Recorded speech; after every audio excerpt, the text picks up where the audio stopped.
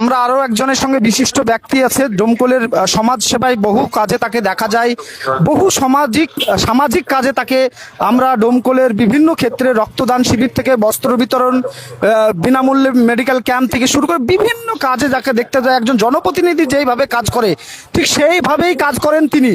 আজকে তিনি যে জনপ্রতিনিধি যেমন কাজ করে তিনি তেমন ভাবে কাজ করে। আজকে তার কাছ থেকে জেনে নেব বর্তমান সিপিআইএম এর বিধায়ক তথা জনপ্রতিনিধির সম্পর্কে কিছু কথা, তিনি কি মতামত দিচ্ছেন, এই বিধায়ককে কত নাম্বার দিচ্ছেন? প্রথমেই আমাদের নবনির্বাচিত যে বিধায়ক তাকে ধন্যবাদ জানাই, অভিনন্দন জানাই।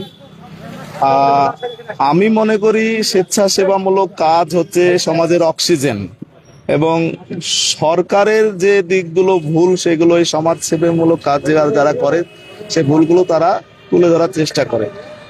বিগত দিনে আমরা উদয়ের পথের সংগঠনের মাধ্যম দিয়ে সমাজের বিভিন্ন স্তরের অসহায় মানুষদের সেবামূলক কাজকর্ম করতে গিয়ে আমাদের যিনি বিধায়ক ছিলেন, পূর্বতন বিধায়ক, তার কাছ থেকে আমরা বাধাপ্রাপ্ত পেয়েছি।